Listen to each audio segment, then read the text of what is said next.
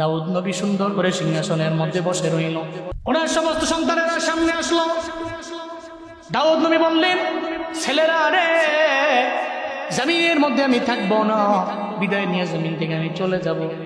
দুইটা প্রশ্ন আমি করবার চাই। আল্লাহ শিখাই দিছে রে, বলো না এই আমার ছেলেরা, তোমরা বলো না এই জমিনের মধ্যে সবচেয়ে দূরের কোনটা, সবচেয়ে দূরের কোনটা, সবচেয়ে দূরের কোনটা, আমায় বলো না। এক একজন ছেলে এক একটা জবাব দেয়। একজন ছেলে বলে আমাদের চাইতে এই জমিনের মধ্যে সবচেয়ে দূরের হলো ওই এলাকার ওই প্রান্ত। আরেকজনে বলে উঠলো আমাদের চাইতে সবচেয়ে দূরের হলো আসমানটা, এটা অনেক পরিমাণে দূরে, অমুক দেশ অনেক পরিমাণে দূরে। এক একজন এক একটা কথা বললো। এটা পর্যায়ে সুলাইমান নবী ফালা চলে আসলো। পুত্র সুলাইমান, আমার সব সন্তানগুলোরা জিজ্ঞেস করলাম, এরা তো এক একজন এক একটা কথা বললো। একজনে বললো আসমান, আর একজনে বললো দুনিয়ার আরেক প্রান্ত, আর একজনে বললো অনেক প্রান্তের কথা বললো, কিন্তু আমি জানি না রে তুমি আমার কি জবাব দিবা। সুলাইমান নবী কয়, আব্বা আমার সব ভাইয়েরা এক একজনে এক একটা কথা বলতে পারে। একজনে দুনিয়ার এক প্রান্তের কথা বললো, আর একজনে আরেকটা বাজারের নাম বললো, আর একজনে আরেকটা কথা বললো, কিন্তু আমার কাছে এগুলা দূরের মনে হয় না, আমার কাছে এগুলা দূরের মনে হয় না। এই জমিনের মধ্যে সবচেয়ে দূরের মনে হয় আমার কাছে আমার বাড়ির পাশের কবরস্থান। কথা বলেন ঠিক কিনা? জমিনে কোনো প্রান্ত দূরে না। সাতক্ষীরা শ্যামনগরের ছেলেটা চলে গেছে জীবিকা নির্বাহের তাগিদে আমেরিকা, হাজার হাজার মাইল দূরে, এত পরিমাণে দূরে চলে গেছে। ওই জায়গার মধ্যেও খবর নেওয়া যায়, মন চাইছে সঙ্গে সঙ্গে খবর নেওয়া যায়। ওই ইমুতে একটা ফোন লাগায় দে, হোয়াটসঅ্যাপে ফোন লাগায় দে, মেসেঞ্জারে ফোন লাগায় দে, আমি আমার ছেলের সঙ্গে নাতির সঙ্গে কথা বলবো। তো অডিও কলে মন ভরে না, একটু ভিডিও কলে লাগায় দাও, আমি তার চেহারা দেখে কথা বলবো। ওই সব বেলায় সম্ভব, কিন্তু কপাল বুঝি এত পরিমাণে খারাপ। সুলাইমান নবী কয়, আব্বা জমিনের সব জায়গায় গেলে খবর নেওয়া যায়, এরা দূরে হইয়াও অনেক সময় খবর নেওয়া যায়, খবর পাওয়া যায়। আমার বাড়ির পাশের কবরস্থান, এদের তো কোনো খবর নেওয়া যায় না। যুগের পর যুগ চলে গেল, এরা কবরের মধ্যে কি হালাতে আছে জানা নাই। হযরত দাউদ নবীকে আমার বুঝ হয়ে গেছে, আমার সুলাইমান নবীর উত্তরটা আমার পছন্দ হয়েছে। এরপরে 2 নম্বরে প্রশ্ন, এই আমাদের ছেলেরা, আমার ছেলেরা এখন বলো না এই জমিনের মধ্যে সবচেয়ে কাছের কোনটা? এক একটা ছেলে এক একটা জবাব আব্বারে কয়। একজনে কয় সবচেয়ে কাছের হলো আমাদের 2টা চোখ, আরে একজনে কয় না, আরে একজনে কয় কান, আরে একজনে কয় আমাদের চাইতে সবচেয়ে কাছে হলো আমাদের হাড়, আরে একজনে কয় কলব। এক একজনে এক একটা বলতে লাগলো। হযরতে দাউদ নবী কয়, ও আমার পুত্র সুলাইমান, এবার তুমি আমায় বলো, তোমার সব ভাইরা এক একজনে এক একটা বললো, এখন তুমি আমার জানায়া দাও তোমার কাছে কোনটা সবচেয়ে কাছের মনে হয়। সুলাইমান নবী কয়, আমার ভাইরা এক একজনে এক একটা বলতে পারে, কিন্তু আমার কাছে এগুলা কাছের মনে হয় না, এর চাইতেও কাছে আর একটা জিনিস আছে। ওই কাছে জিনিসের নাম হলো আমার আপনার মরণ। কথা বলেন ঠিক কিনা? আমার মরণ আসিবে কখন কেউ তো জানে না, না আমার মরণ আসিবে কখন কেউ তো জানে না। আমি চলে গেলে আমায় তোমরা বইলা যাইও না, আমি চলে গেলে আমায় তোমরা বইলা যাইও না। ডাইনে বামে মাটি আমার মাটির বিছানা, ডাইনে বামে মাটি আমার। জবান বন্ধ রেখেন না, কন্যা। ডাইনে বামে মাটি আমার মাটির বিছানা, ডাইনে বামে মাটি আমার। আমি চলে গেলে আমায় তোমরা ভুইলা যাইও না, আমি মরে গেলে আমায় তোমরা ভুইলা যাইও না। আমার মরণ আসিবে কখন কেউ তো জানে না, আমার মরণ আসিবে কখন। এই দুনিয়ায় চিরজীবন থাকার জায়গা না, অন্ধকার কবর যে আমার আসল ঠিকানা। ঠিক কিনা? এই দুনিয়ায় চিরজীবন থাকার জায়গা না, অন্ধকার কবর যে আমার আসল ঠিকানা। সবাই রেখে আমায় চলে যাবে, সঙ্গী হবে না। সবাই রেখে আমায় চলে যাবে, সঙ্গী হবে না। ডাইনে বামে মাটি আমার মাটির বিছানা, ডাইনে বামে মাটি আমার মাটির বিছানা। আমি চলে গেলে আমায় তোমরা ভুইলা যাইও না, আমি মরে গেলে আমায় তোমরা ভুইলা যাইও না। আমার মরণ আসিবে কখন কেউ তো জানে না, আমার মরণ আসিবে কখন কেউ তো জানে না। হাত উঁচু করে বলেন ঠিক কিনা? আমার মরণ কোন জায়গায় আসবে পৃথিবীর কোন ব্যক্তি জানে? জানে জানে কিন্তু জানি না যেহেতু আমি আগামীকাল থেকে তওবা ইস্তিগফার করে আল্লাহর কাছে ফিরে আসবো। এই কথাটা সঠিক না ভুল? বলেন সঠিক না ভুল? এখন থেকে আমি ঠিক হয়ে যাব, এখন থেকে ফিরে আসবো। দাউদ নবীরও বুঝে গেছে আমার পুত্র সুলাইমান ছাড়া অন্য কোনো ছেলে এই সিংহাসনে বসবে না, আমার পুত্র সুলাইমানই বসবে। সুবহানাল্লাহ জোরে বলবেন না? সূরাতুল ইনশিরাহ দ্বিতীয় তৃতীয় আয়াত থেকে শিক্ষা, ডেইলি অন্ততপক্ষে একবার হলে তওবা করবো ইনশাআল্লাহ। পারবো তো ইনশাআল্লাহ? আল্লাহ করার মতো সে মাদ্দা আমাদের দিলে তৈরি করে দেন। সকলে পড়ে না আমিন। 4 নম্বর আয়াত, ওয়ারাফা'না লাকা যিকরাক। আল্লাহ পাক বলেন, নবী আমার আবু জাহলের কথা শোনার পরে, এরপরে আবু জাহাল, উতবা, সাইবা, ওয়ালিদ ইবনে মুগীরা আপনারা জ্বালায় চিন্তায় পড়ে গেছেন। আপনার তো কোনো চিন্তা নাই, আপনার জিকির আমি আল্লাহ বুলন্দ করে দিছি, আপনার স্মরণ বাড়াইয়া দিছি, আপনার সম্মান আমি আল্লাহ বাড়াইয়া দিলাম, আপনার মর্যাদা বাড়াইয়া দিলাম। সব জায়গায় আপনার নাম নেওয়া লাগবে, নেওয়া লাগবে। লা ইলাহা ইল্লাল্লাহ মানি, মুহাম্মাদুর রাসূলুল্লাহ মানি না, তাহলে ইমানদার হতে পারবে না। এর মানে লা ইলাহা ইল্লাল্লাহ যে মানবে, মুহাম্মদ রাসূলুল্লাহ মানা লাগবে। শুধু তাই না, বাইতুল মুকাররমের মুয়াজ্জিন যদি চিন্তা করে বাংলাদেশের সবচেয়ে বড় মসজিদের, দামি মসজিদের মুয়াজ্জিন আমি, আগামীকাল থেকে ফজরের নামাজের আজানের মধ্যে আমি আশহাদু আল্লা ইলাহা ইল্লাল্লাহ বলবো, আশহাদু আন্না মুহাম্মাদুর রাসূলুল্লাহ বলবো না, নবীজির নাম আমি বলবো না, তাহলে জীবনে কোনোদিন তার আজান পরিপূর্ণ হবে না। শুধু তাই না, বাইতুল্লাহর একজন মুয়াজ্জিন যদি চিন্তা করে একামত দেওয়ার সময় আমি আশহাদু আল্লা ইলাহা ইল্লাল্লাহ বলবো, আশহাদু আন্না মুহাম্মাদুর রাসূলুল্লাহ না বইলা ডাইরেক্ট আমি হাইয়া আলাস সালাহ বলবো, তাহলে তার মুয়াজ্জিনগিরি আর থাকবে না। নবীর নাম না নিলে আজান পরিপূর্ণ হয় না, একামত পরিপূর্ণ হয় না, খুতবা পরিপূর্ণ হয় না, কালেমা পরিপূর্ণ হয় না। আল্লাহ কয় যেখানে আমার নাম, ওই জায়গায় আমি আপনার নাম আইনা দিছি। রাফা'না লাকা যিকরাক। ও পয়গম্বর, আপনার চিন্তা নাই, আপনার কোনো টেনশন নাই। যেখানে আমার নাম নিবে উম্মতেরা, ওই জায়গায় নিবে আপনার নাম। চিল্লায় পড়া যাবে কি মারহাবা? যেখানে আপনার নাম ওখানে, আর যেখানে আমার নাম ওখানে আপনার নাম অফকোর্স নেওয়াই লাগবে। সে ব্যবস্থা আমি আল্লাহ নিজেই করে দিয়েছি। সুবহানাল্লাহ জোরে পড়বেন না? সুবহানাল্লাহ। ইন্না আ'তাইনাকাল কাউসার ফাসাল্লি লিরাব্বিকা ওয়ানহার ইন্না শানিআকা হুয়াল আবতার। চিল্লায় পড়েন আল্লাহু আকবার। মুখস্থ আছে না? সবার মুখস্থ আছে। আল্লাহ পাক সূরা কাউসারের মধ্যে নবীজিকে সেই কথাই বললেন, আমি আল্লাহ আপনাকে কাউসার দিয়ে দিলাম। কাউসার মানে কি? শুধুমাত্র হাউজে কাউসার না, ও পয়গম্বর আমি আল্লাহ আপনাকে কাউসার দিলাম। তো সারা দুনিয়ার মধ্যে যত কল্যাণ, সবে কল্যাণ কাউসারের মধ্যে নিহিত। শুধু তাই না, আরশে মুআল্লা থেকে নিয়ে শুরু করে তাহতা সারা পর্যন্ত, আরশে মুআল্লা থেকে তাহতা সারা যা আছে সব কল্যাণ, সব সফলতা কাউসারের মধ্যে নিহিত আছে। চিল্লায় পড়া যাবে কি সুবহানাল্লাহ? পৃথিবীর সমস্ত কিছু কাউসারের মধ্যে নিহিত।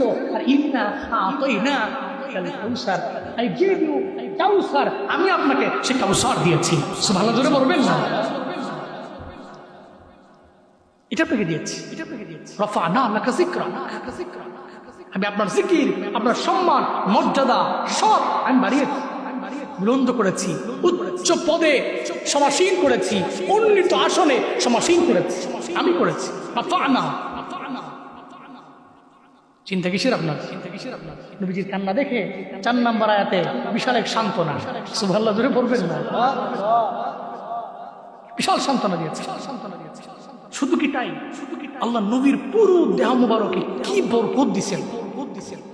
ওনার জিহিবা মুবারকের লালা কত বরকতময়, সুবহানাল্লাহ পড়বেন না?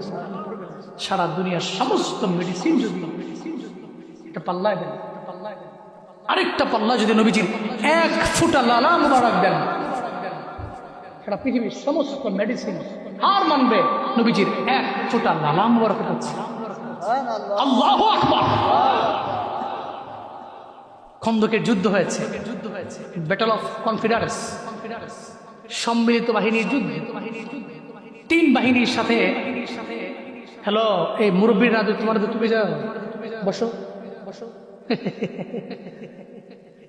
2-3 জন উঠছে, মনে করছে তুমি উঠছো, বসো জোরে কোন মারহাবা।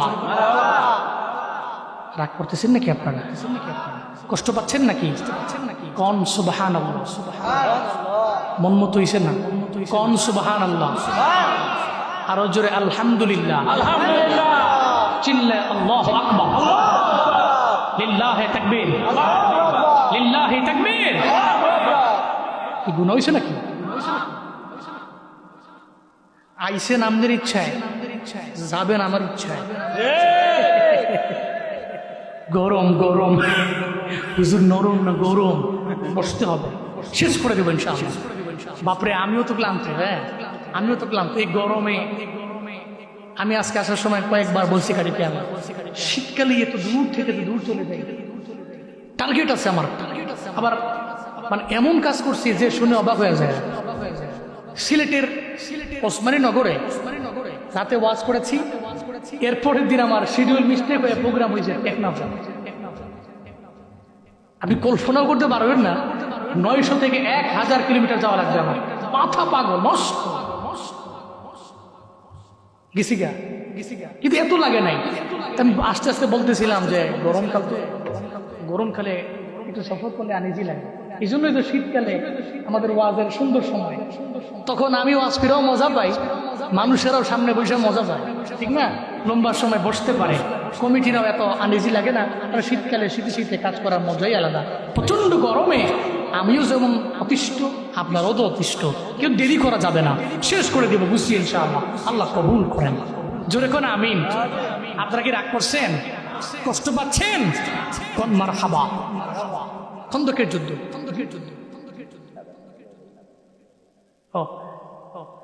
খন্দকের যুদ্ধ, 3 বাহিনীর সাথে মুসলমানরা পেরে উঠবেন না। তো নবীজি চিন্তা করলেন, কনফার্ম করলেন পরীক্ষা খনন করবেন, পরীক্ষা খনন করবেন। এই চিন্তা করে সাহাবায়ে কেরাম নিয়ে গেলেন, সঙ্গে ছিলেন 1500। কয় হাজার? জুড়ে বলেন কয় হাজার? 1500 সাহাবায়ে কেরাম নিয়ে পয়গম্বর খন্দকের ময়দানে গেলেন পরীক্ষা খনন করার কাজে। নবীজি 1500-এর লিডার, 1500 সাহাবায়ে কেরাম দেন নবী। সাহাবায়ে কেরাম খন্দকের প্রান্তরে হাজির হয়ে গেল। ওখানে খন্দকের প্রান্তরে যাওয়ার পরে আল্লাহর নবীজি পরীক্ষা খনন করার কাজে নিজেকে এমন ভাবে নিয়োজিত করলেন, সাহাবায়ে কেরামদের দেওয়ার আগে প্রথম বোঝাটা আমার মায়ান নবী নিজের মাথা মুবারকে নিয়েছে। চিল্লে পড়া যাবে কি মারহাবা। সাতক্ষীরার মানুষেরা, শ্যামনগরের মানুষেরা, আমি জানি না এলাকার মধ্যে এমন নেতা আসেনি যেই নেতা মানুষদের দিয়ে কাম করানোর আগে নিজেই কাম করে। আমার দেশের সমস্ত নেতারা যদি এই চিন্তা নিয়ে চলে, আমি নেতা হয়েছি তো কি হয়েছে, নির্বাচনের আগে আমার সঙ্গে মুসাফা করলে হাতরা মনে হয় কুলবালিশের মতো, ঠিকই নির্বাচিত হওয়ার পরে এই হাত দিয়া মানুষের গালে থাপ্পড় মারে। আছে না? আছে, আছে বাবু, আছে। কিন্তু এরা যদি আমার মায়ার নবীর লিডারশিপ মানত, নবীজি তো অনেক বড় লিডার, অনেক বড় নেতা, সাহাবায়ে কেরামদেরকে উনি পরিচালিত করেন। সাহাবায়ে কেরামদের একটাবারের জন্য বললেন না। আমার নবীজি নিজে প্রথমত একটা বুঝা আমার মায়ার নবীর মাথা মোবারকের মধ্যে নবীজি নিয়ে নিলেন। এরপরে সাহাবায়ে কেরামদের বললেন আগে আমি করব, এরপরে সাহাবায়ে কেরামদের বলবো। আমার মায়ার নবী আর সাহাবায়ে কেরামেরা মিল্লা বন্দুকের প্রান্তরে খাল খনন করার কাজের মধ্যে নিয়োজিত হয়ে গেল। একটা পর্যায়ে সপ্তাহখানেক চলে গেল, যেই খাবার বাড়ি থেকে আনলো ওই খাবার ফুরিয়ে গেছে। আমার মায়ার নবীর পেট মোবারক পর্যন্ত খালি হয়ে গেল। পেটে ক্ষুধার যন্ত্রণায় নবীজি চিন্তা করলেন একবার আমি বাসায় চলে যাব, এরপরে খাবার খেয়ে আবার চলে আসব। আবার চিন্তা করে না সাহাবায়ে কেরামদের পেটেও তো খাবার নাই, আমি এদের একা একা যেতে পারি না, এটা আমার দ্বারা কোনোভাবেই তো যায় না। একটা পর্যায়ে চিন্তা করে আমার নবী একটা বড় পাথর পেটের মধ্যে জোরে করে টাইট করে বাঁধলেন। এর নাম নবীজি পাথর বাইদা সাহাবায়ে কেরাম নিয়ে নবীজি খাল খননের কাজে নিজেকে নিয়োজিত করলেন। যখন কয়েক ঘন্টা দিনাতি পাত হয়ে গেল, কয়েক ঘন্টা যখন অতিবাহিত হয়ে গেছে, দূর থেকে আমার নবীর একজন সাহাবী, পতিতযশা সাহাবী হযরত জাবের রাদিয়াল্লাহু আনহু, উনি তাকায় দেখে আমার মায়ার নবী খাল খনন করে কিন্তু সোজা হয়ে দাঁড়ায় না, কেন যেন বারবার বাঁকা হয়ে যায়। হযরত জাবের চিন্তায় পড়ে গেছে নবীজির কি যেন হয়ে গেল। আমার নবীজি কেন সোজা হয়ে দাঁড়াইতে পারে না, কেন বারবার বাঁকা হয়ে যায়। চিন্তা করলেন, দৌড়ে নবীর দরবারে চলে গেলেন। নবীজি আমি অনেকক্ষণ যাবত আমি আপনাকে ফলো করলাম, কি হয়েছে আমায় বলেন না, কেন আপনি সোজা হয়ে দাঁড়াতে পারেন না, কেন আপনি বারবার বাঁকা হয়ে যান। নবীজি চোখ দিয়ে ঘুরে পানি পড়ে নবী কয়ে যাবে রে, কয়েকদিন হয়ে গেল পেটে খাবার নেই, ক্ষুধার যন্ত্রণা এমন হয়ে গেছি রে, বাড়ির মধ্যে যেতে পারি না। আমার সাহাবায়ে কেরামদের চিন্তা আমার দিলে আছে রে, এই চিন্তা করে বাড়ি যাই নাই। পেটের ক্ষুধা নিবারণ করার জন্যে একটা পাথর আমি আমার পেটের মধ্যে বাঁধছি। এই পাথর যদি আমি সোজা হয়ে দাঁড়াই তাহলে জমিনের মধ্যে পাথর পড়ে যাবে, তাহলে আমার পেটের ক্ষুধার যন্ত্রণা আরও বেশি বেড়ে যাবে। এই চিন্তা করে আমি সোজা হয়ে পর্যন্ত দাঁড়াইতে পারি না, আমি বারবার বাঁকা হয়ে থাকি। বাঁকা হয়ে থাকলে আমার পেটের সঙ্গে চাপ খেয়ে পাথরটা লেগে থাকে, পেটের মধ্যে আর অনেক পরিমাণে ক্ষুধা লাগে না। হযরত জাবেরের চোখ দিয়ে ঘুরে পানি পড়ে। দুজাহানের বাদশা নবীর জবান থেকে এমন কথা বুঝি আমার শুনতে হবে। দৌড়ে বাড়ি চলে গেছে, যে বিবিরে ডাক দিছে, বিবিরে ঘরের মধ্যে খাবার আসেনি। কেন হঠাৎ করে দৌড়ে কেন বাড়ির মধ্যে আসলেন? বিবি তুমি জানো না নবীজির পেটে খাবার নাই, নবীজি পেটের ক্ষুধার যন্ত্রণা, পেটের মধ্যে পাথর বাঁধছে রে। আমি চাই না আমার ঘরের মধ্যে খাবার থাকতে আমার মায়ের নবী কষ্ট পাক। হাসরের ময়দানে যদি আল্লাহ জিজ্ঞেস করে আমার নবী খায় নাই রে, জাবের ঘরের মধ্যে খানা ছিল, কেন নবীরে দাওয়াত দিয়ে নিলা না, কেন আমার নবীরে খাওয়াইলা না? আমি জাবের জবাব দিতে পারবো না। হাসরের ময়দানে আমার নাজাত মিলবে না, আমার মুক্তি মিলবে না। পুরো ঘরের মধ্যে খাওয়ান আছে কয়জনের? এটা বলার পরে সঙ্গে সঙ্গে জানাই দিল স্বামীরে ঘরের মধ্যে খাবার আছে 3 জনের, ওই নবী খাইতে পারলেই তো হয়ে গেল। এবার দৌড়ে আবেগ নিয়ে চলে গেল নবীর দরবারে, যে কয় পয়গম্বর আমার বাড়িতে আপনারে আমি দাওয়াত দিলাম। নবী চিন্তা করেন আমি একা জাবের বাড়ি কেমনে যাব, সাহাবায়ে কেরাম নিয়ে যাওয়া লাগবে। টিলার উপরে দাঁড়াইলেন, সঙ্গে সঙ্গে আমার নবী বলে দিল এই সাহাবায়ে কেরাম রে, হযরত জাবের আমার দাওয়াত দিছে, আমি একা যাব না, তোমাদের সবার হযরত জাবেরের বাড়িতে দাওয়াত। চিল্লা পড়া যাবে কি মারহাবা। হযরত জাবের তো জিব্বা কামড় দিয়েছে, হায় হায়, ঘরের মধ্যে খাওয়ানো 3 জনের, বেশি দাওয়াত দিছে কয়জন ভাই?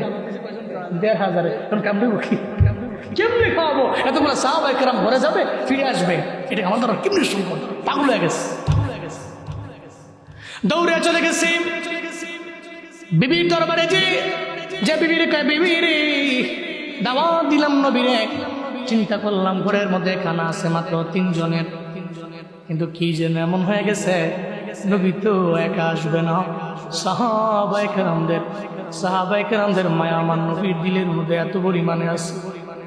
নবী তো সাহাবায়ে কেরামের জন্য বড় দুর্বল, এই জন্য নবী চায় নাই একা আমার বাড়ির মধ্যে আসবে। নবী চেয়েছে সাহাবায়ে কেরাম সবারে নিয়ে আমার ভাই বেরাদার সাহাবায়ে কেরাম যারা আছে সবার পদধূলি আমার বাড়ির মধ্যে লাগবে।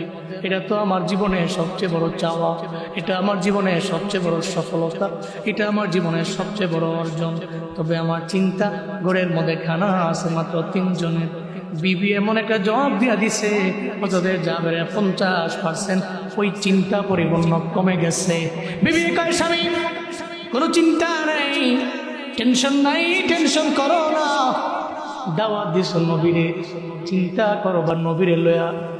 নবী দাওয়াত দিছে টিলের উপরে দাঁড়াইয়া 1500 চিন্তা করবে।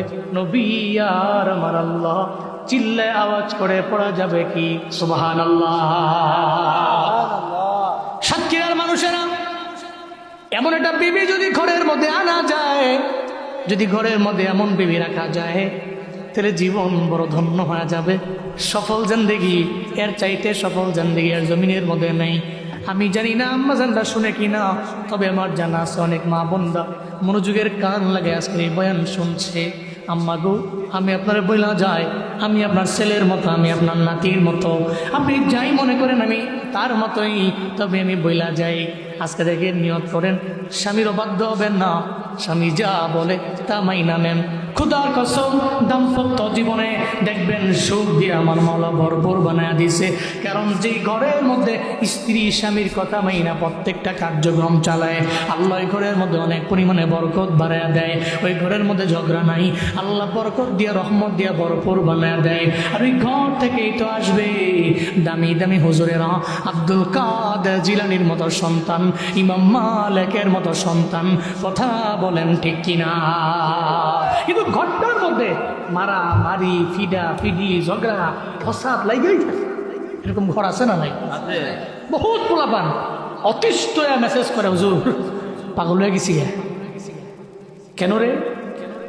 ঘরের মধ্যে আম্মা আব্বায় 3 দিন 4 দিন 5 দিন কথা কয় না, ঝগড়া। আর কি ইনডাইরেক্টলি কথাবার্তা, আমি পাগল হয়ে গেছি। আমি খালি চাই তারা মিলে যায়, কিন্তু তারা ঝগড়া করে। এরকম আছে না নাই? শিক্ষার মধ্যে গুস্ত আছে, লয়ে খাইবই না, ওদিকে যাইবই না, বাজার করে আনবই না, ঘরে খাওয়ার নাই, দেহে না। এরকম কথা আছে না নাই? ইনডাইরেক্টলি আর কি, ডাইরেক্টলি না। ডাইরেক্ট বলে না, ঘুরে সুরে বলে আর কি, দেহে না, খাও না, যাও না। এরকম আছে না নাই? আবার চিন্তা করে আমার ঘর থেকে আব্দুল কাদের জিলানী কেন আসেন না? ইম্পসিবল। কান্দে মাসুরময় মন্দ নয়, কান্দে মাসুরময় মন্দ নয়। সৈয়দ বংশের জি, গাইবালা তার বাসুর ভালা, দুধ ভালা তার ঘি। কান্দে মাসুরময়, আমাকে এলাকায় বলে, কথা বলেন ঠিক কিনা? গাই ভালো তোর ভালো তো বাসুর ভালো, দুধ ভালো তো ঘি ভালো, এটাই জমিনের বাস্তবতা। ইন্নাকা লা তাজরি মিনাশ শাওকিল ইনাব। চিন্তা করলেন কাঁটাযুক্ত একটা গাছ লাগাইছেন, সারাদিন লাগে পানি মানে ঢাইলা, দিন শেষে চিন্তা করলেন আমি আঙ্গুর ফল পাবো।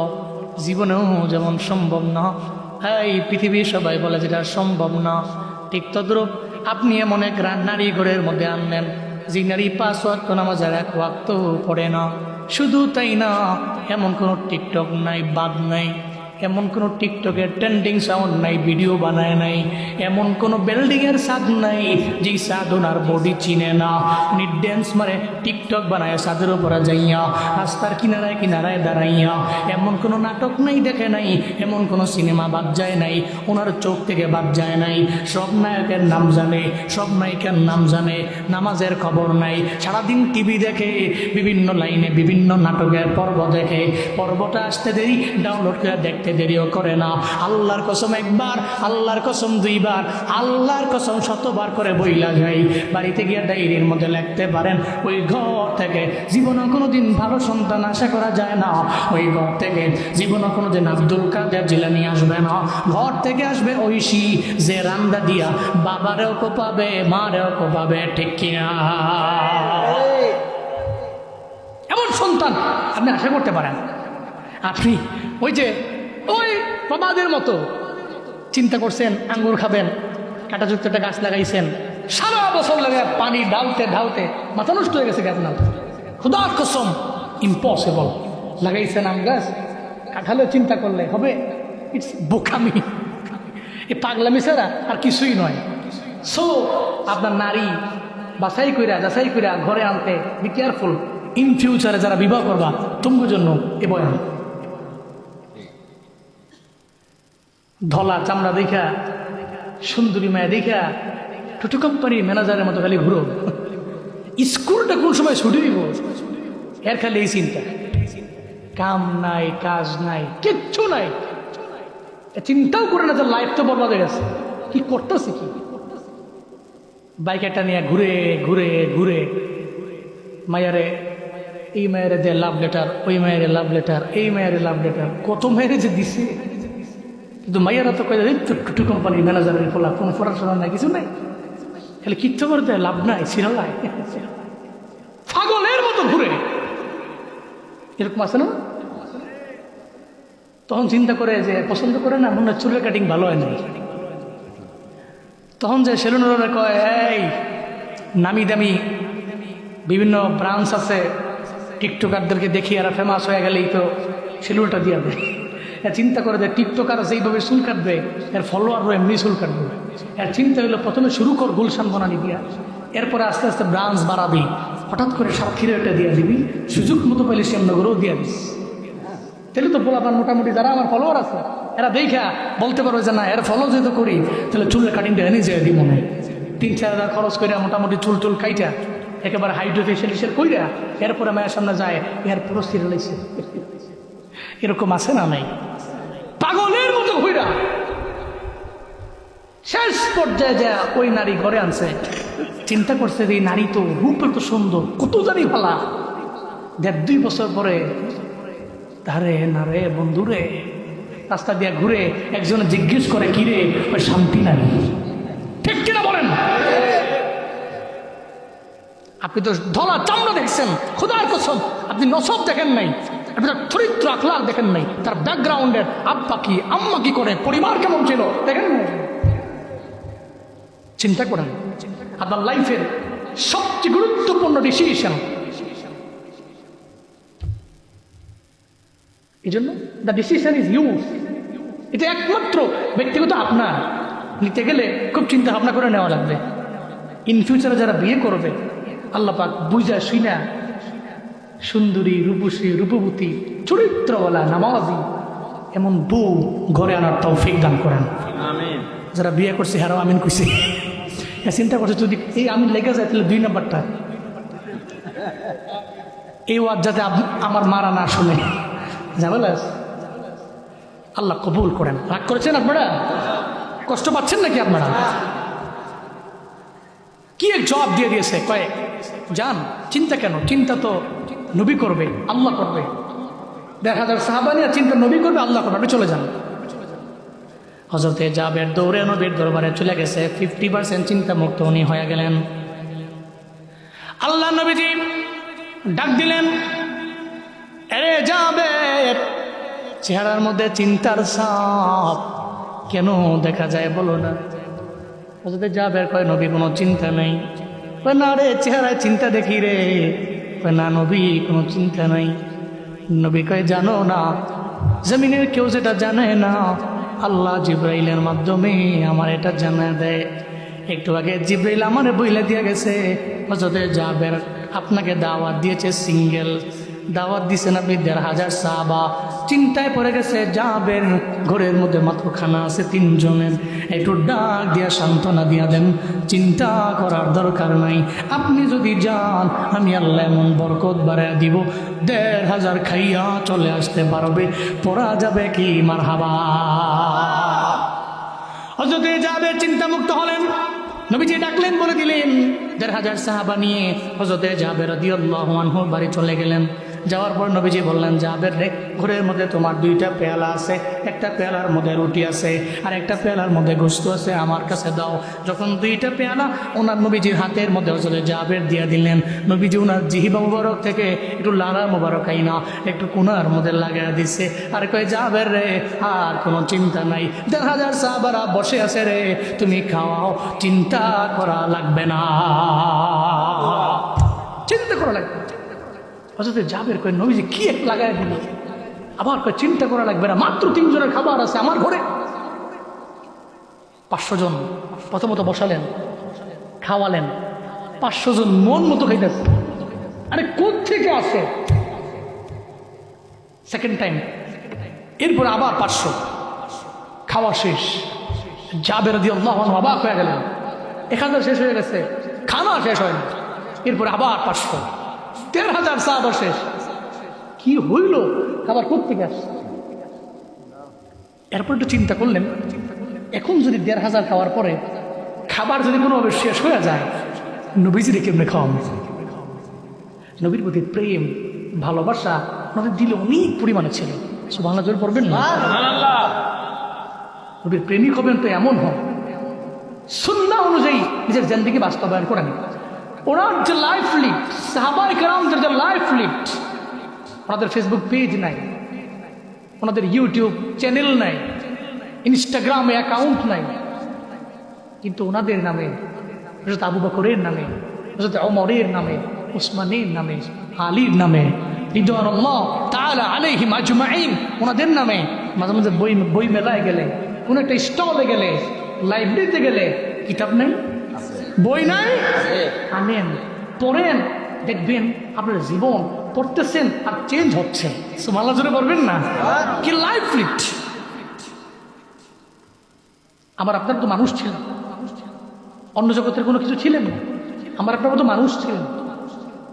আপনি চাইলেই সম্ভব, আমি চাইলেই সম্ভব, আমরা চাইলেই সব উল্টে পাল্টে দিতে পারি।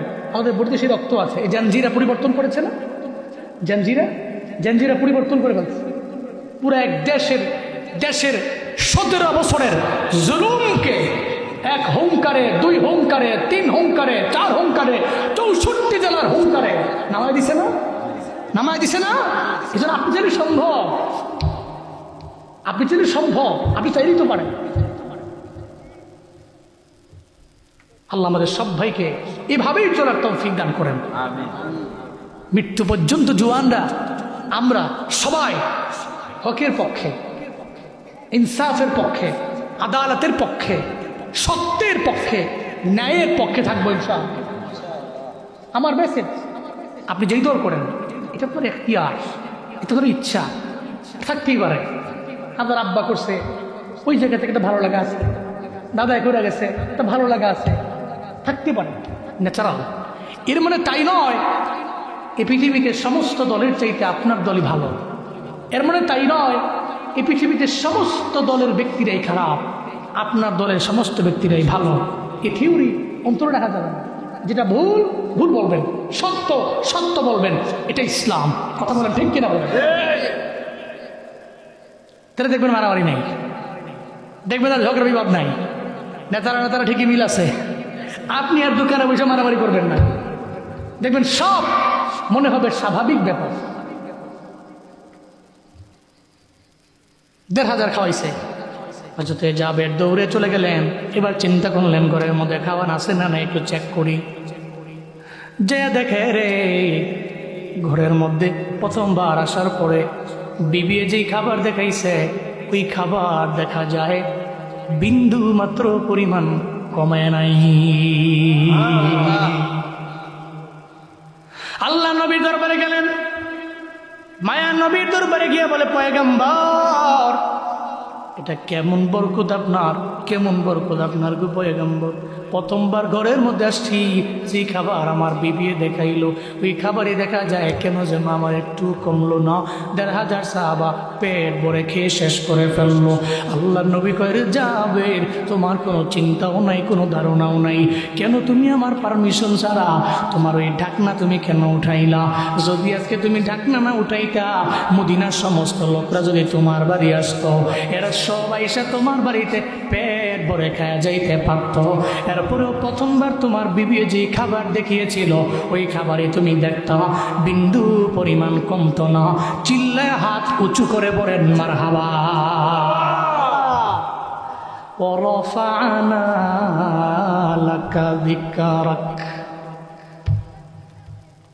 এরপর আল্লাহ পাক বলেন, ফাইন্না মা'আল উসরি ইউসরান, ইন্না মা'আল উসরি ইউসরা। এর সোজা সোজা তাফসীর হলো কাটা হিরে ক্ষান্ত কেন কমল তুলিতে, দুঃখ বিনা সুখ লাভ হয় কি মোহিতে। সোজা সোজা ব্যাখ্যায় আপনার জিন্দেগিতে আপনি যদি মনে করেন আপনি ধৈর্যই সুখী হবেন, আপনি ভুলের সাগরে আছেন। কষ্ট করতে হবে, পরিশ্রম, ত্যাগ, স্যাক্রিফাইস বহু করতে হবে। এই পৃথিবীতে যত সফল মানুষ দেখেন আপনার চোখে, এই সমস্ত সফল মানুষের ব্যাকগ্রাউন্ড এটা ইতিহাস আছে। ব্যাক টু হিস্টোরি যাবেন, ব্যাক টু হিস্টোরি গিয়ে দেখে আসবেন এই মানুষটা কেমন ছিল, কত ত্যাগটা, তার লাইফে কত স্যাক্রিফাইস। আর ধৈর্যই যে বড়লোক হয় এর স্থায়িত্ব নাই। ডায়েরিতে লিখেন, ধৈর্যই যে বড়লোক হয়ে গেছে কেমনে, আব্বাই দিয়া গেছে, দাদাই দিয়া গেছে, এই সম্পত্তি পাইছে আর তার জিন্দেগিতে তার কোনো পরিশ্রম নেই। একই করে কয়দিন পরে পরে জমি বেচে আর খায়।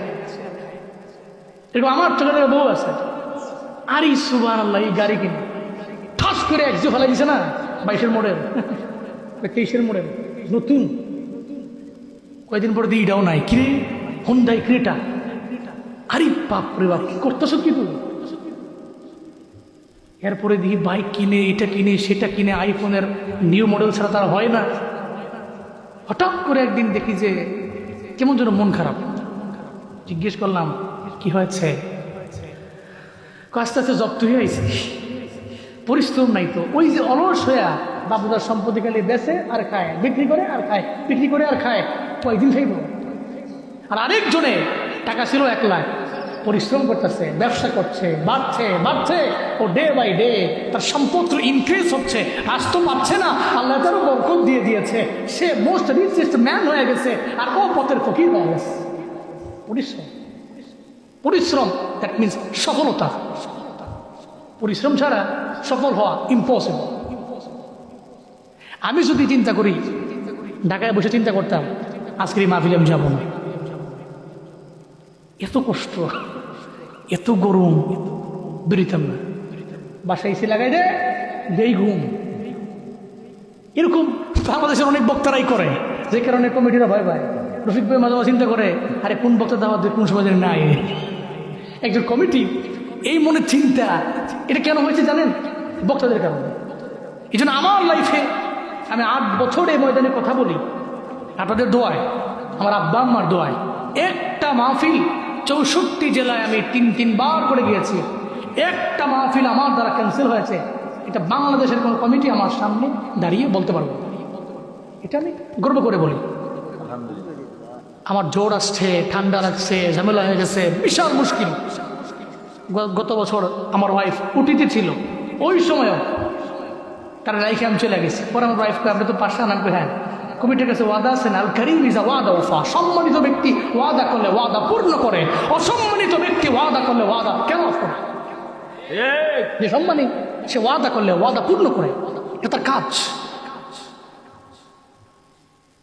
এই জন্য ওয়াদা ওয়াদাই।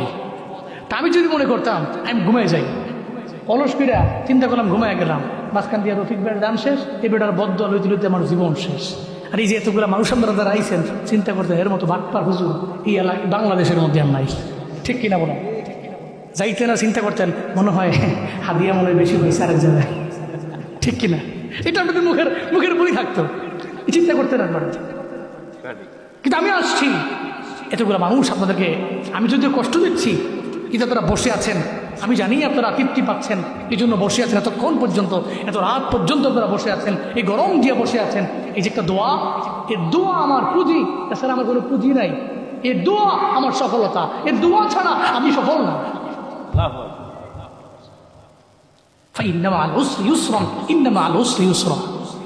নিশ্চয়ই দুঃখের পরে সুখ আছে। فإذا فرغت فانصب وإلى ربك فارغب। চিল্লা পড়েন আল্লাহু আকবার। আল্লাহ পাক বলেন, যখন আপনি দুনিয়ার যত কাজ আছে সমস্ত কাজ থেকে ফারেগ হয়ে যাবেন, ফানসব, আপনি ইবাদতের দিকে মনোনিবেশ করেন। নবীজিকে আল্লাহ পাক কেন বললেন? নবীজিকে আল্লাহ পাক বললেন না, নবীজির মাধ্যমে আল্লাহ নবীর উম্মতদের মানে আমাদের জানিয়ে দিলেন, জমিনের মধ্যে আমরা কাজ করি, ফজরের নামাজ পড়লাম, বের হয়ে গেলাম, ভ্যান চালক ভ্যান চালায়, ভ্যান নিয়ে বের হয়ে গেছে, বাইক চালায়, বাইক নিয়ে বের হয়ে গেছে। দোকানদার দোকানদারি করে, দৌড়ে বাজারে চলে গেছে। অফিসার অফিস করে চলে গেছে, অফিসের মধ্যে অফিসিয়ালি জব করে সে চলে গেছে অফিসের মধ্যে। ব্যাংকার ব্যাংকে জব করার জন্য চলে গেছে। আল্লাহ কয় যাও বান্দা, কোনো অসুবিধা নাই। ইদা কুদিয়াতিস সালাহ ফান্তাশিরু ফিল আরদ, যখন নামাজ শেষ হয়ে গেছে তুমি জমিনের মধ্যে ঝাঁপায়া পড়ো।